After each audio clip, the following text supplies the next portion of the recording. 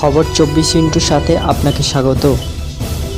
নতুন নতুন খবর জানার জন্য আমাদের চ্যানেলে চোখ রাখুন।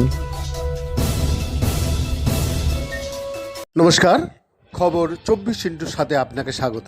বর্তমানে করোনা অতিমারির দ্বিতীয় ভয়াবহ সংক্রমণকালে আমরা উপস্থিত হয়েছিলাম অ্যাপোলো হাসপাতালের কার্ডিওথোরাসিক অ্যান্ড ভাস্কুলার বিভাগের শল্য চিকিৎসক ভারত বিখ্যাত ডাক্তার সুশান্ত মুখার্জির চেম্বারে। উনি আধুনিক চিকিৎসা বিজ্ঞান যে প্রতিনিয়ত করোনার বিরুদ্ধে লড়াইয়ে নিত্য নতুন প্রযুক্তির প্রয়োগ করা শুরু করেছে, তার মধ্যে অন্যতম হলো একমো পদ্ধতি, যেটির মাধ্যমে ক্ষতিগ্রস্ত প্রদাহপূর্ণ ফুসফুসদ্বয়েদের বিশ্রাম দিয়ে বাইরে থেকে কৃত্রিম ফুসফুসের সাহায্যে অক্সিজেন প্রবাহিত করা হয় শরীরে। কিন্তু এই পদ্ধতি যদি অক্সিজেনের মাত্রা শরীরে মাত্রাতিরিক্তভাবে কমতে থাকে, তখনই যদি বাইপা ভেন্টিলেটরের ওপর ভরসা না করে একমতে রাখা যায়, তবে আশানুরূপ ফল পাওয়া যেতে পারে।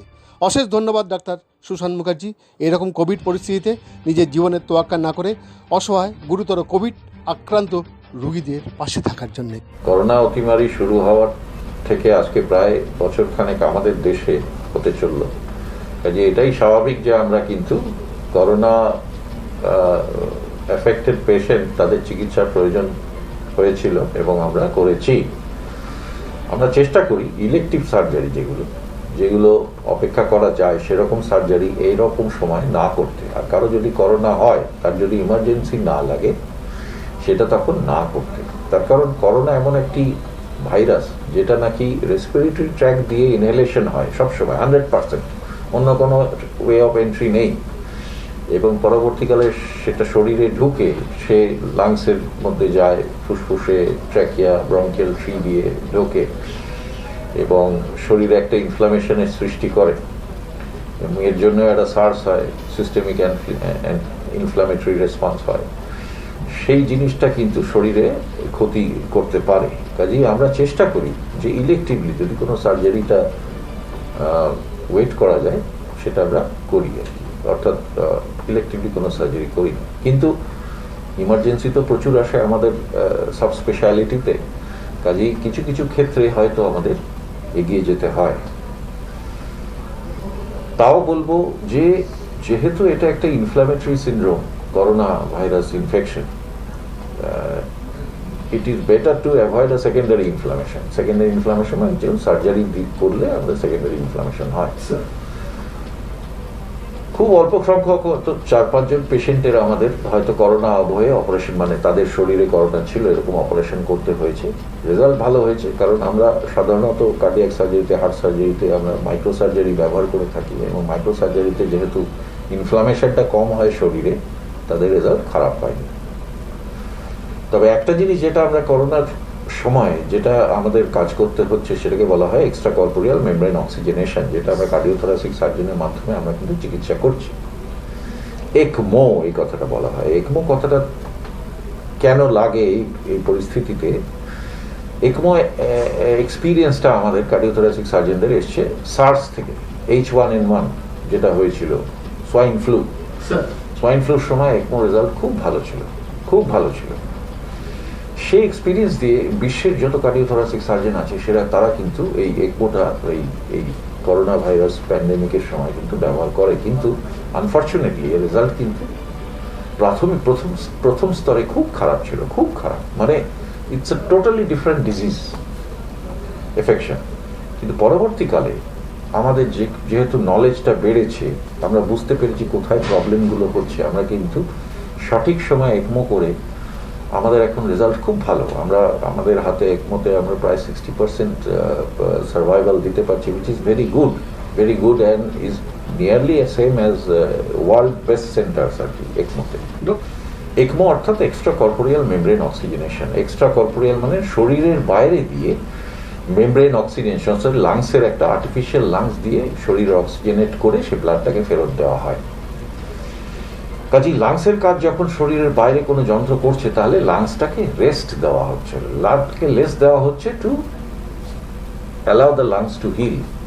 কারণ এই কোভিড ভাইরাস কিন্তু একটা অদ্ভুত ইনফ্লামেটরি রেসপন্স, মানে এটা যে ভাইরাসটা গিয়ে লাংসকে এফেক্ট করছে তা কিন্তু না, শরীরের মধ্যে যে আগুনটা জ্বলছে ভাইরাসটা আসার জন্য, যে ইনফ্লামেশনটা হচ্ছে, সেটাই কিন্তু লাংসটাকে এফেক্ট করছে। কারণ লাংসে প্রচুর ক্ষমতা, ভালো ভালো জিনিস আছে লাংসের মধ্যে। লাংস তো অনেক ইনফেকশন প্রতিহত করে, কিন্তু এই ক্ষেত্রে দেখা যাচ্ছে যে শরীরের ইমিউনিটিটাই ভাইরাসের সঙ্গে লড়াই করে এই লাংসটাকে বিপর্যয় আনছে। এই ফিজিওলজিটা আমরা এখনো বুঝতে পারছি না, আস্তে আস্তে আমাদের কাছে খুলে আসছে। এক্সট্রা কর্পোরিয়াল মেমব্রেন অক্সিজেনেশন হচ্ছে এই লাংসটাকে হিলিং টাইম দেওয়ার জন্য আমরা এক্সট্রা কর্পোরিয়াল মেমব্রেন অক্সিজেনেশন করি।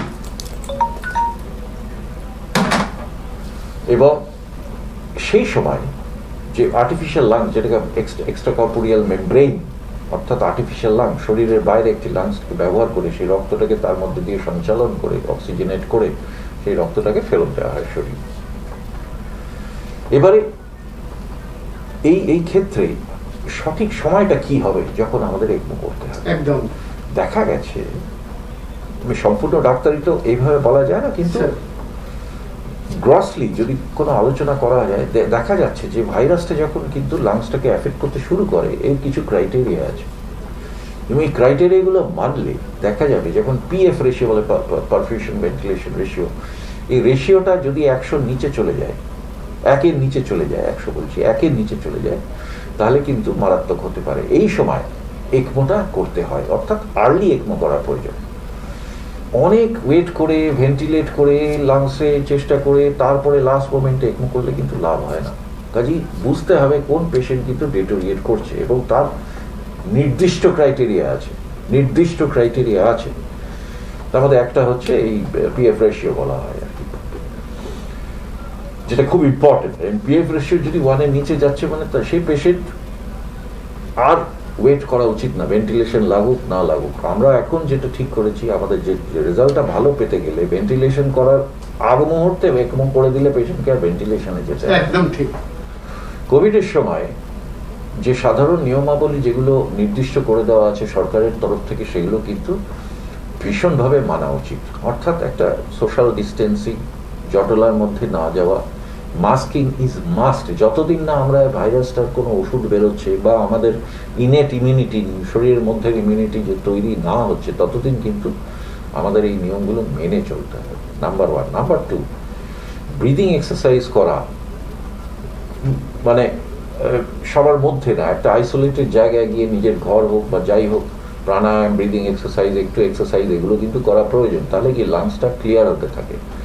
তার সঙ্গে গুড নিউট্রিশন, ভালো একটু ভিটামিন খাওয়া, এগুলো খুব ইম্পর্টেন্ট। কাজেই যে নির্দেশাবলী সরকারের তরফ থেকে দেওয়া হয়েছে, যেগুলো কিন্তু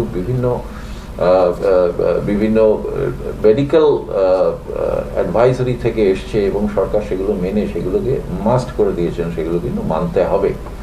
এবং শরীর সুস্থ রাখার জন্য নির্দিষ্ট আহার, ভালো পুষ্টিকর আহার এবং এক্সারসাইজ, যেটা নাকি সকলের মধ্যে নয়, এক্সারসাইজ হবে আইসোলেটেড জায়গায়, তার নিজের বাড়িতে করতে পারে, তার বাড়ির ছাদে করতে পারে। বাইরে বেরিয়ে এক্সারসাইজটা করাটা এখন এই সময় ঠিক না। কোনো জিমে যাওয়া বা সাঁতার কাটা, এগুলো তো বন্ধ করে দেওয়া হয়েছে। এইভাবে করলে কিছুটা প্রতিহত করা যেতে পারে। ব্ল্যাক ফাঙ্গাস কিন্তু আজকে নতুন কোনো ইনফেকশন নয়, ফাঙ্গাল ইনফেকশনটা অনেকদিন ধরে আছে। যেহেতু আমাদের সমাজের মধ্যে ইনফেকশন বা নসোকোমিয়াল ইনফেকশনের প্রকারগুলো কিন্তু বদলে যাচ্ছে, যেহেতু অ্যান্টিবায়োটিকের ইউজেজ হয়, অনেক সিক পেশেন্ট আসে, ডায়াবেটিক পেশেন্ট আসে, তাদের কিন্তু ব্ল্যাক ফাঙ্গাস হয়। এবং করোনা অতিমারিতে যেহেতু শরীরের ইমিউনিটিটা কমে যায়, আরও দেখা যাচ্ছে যে ব্ল্যাক ফাঙ্গাসটা আরও অ্যাগ্রেসিভলি হিট করছে পেশেন্টদের। কাজে এটা আমাদের নজরে রাখতে হবে। আমাদের এখনো করোনা সম্বন্ধেই জ্ঞান খুব কম, ডাক্তারি বিষয়ে আমরা এখনো লড়ে যাচ্ছি, এখনো সঠিক নির্দিষ্ট চিকিৎসা আসেনি, আমরা তার মধ্যে চেষ্টা করে যাচ্ছি। কিন্তু এটাও মাথায় রেখে কিন্তু এই ব্ল্যাক ফাঙ্গাসটা প্রতিহত করার সিস্টেমগুলো কিন্তু আমাদের নজর রাখতে হবে। আমাদের যে হাসপাতালের মধ্যে যাতে নসোকোমিয়াল লাইন্স থেকে যাতে ব্ল্যাক ফাঙ্গাসটা না হয়, সেটা কিন্তু ভীষণভাবে নজর রাখা উচিত। অর্থাৎ ভেন্টিলেশন লাইন্স, পারফিউশন লাইন্স, এগুলো কিন্তু খুব পরিষ্কার রাখতে হবে। অক্সিজেন লাইন্স, এয়ার লাইন, এগুলো প্রতিনিয়তই নজর রেখে, ঠিক করে পরিষ্কার রেখে, এটা ক্লিনিং ব্যবস্থা রেখে এটাকে প্রতিহত করা যাবে। ক্যামেরায় ইমরাজ মল্লিকের সাথে বৈদ্যনাথ দাসের রিপোর্ট, খবর 24x7।